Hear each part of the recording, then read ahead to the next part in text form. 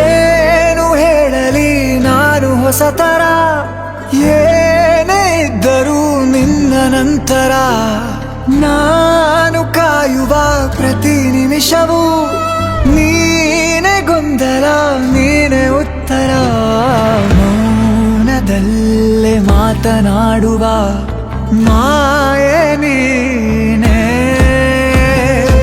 ಮೂರು ಭಾವ ಸೇರಿ ಮೂಡಿದ ಸಾಲು ನೀನೆ. ಕವಿತೆ ಕವಿತೆ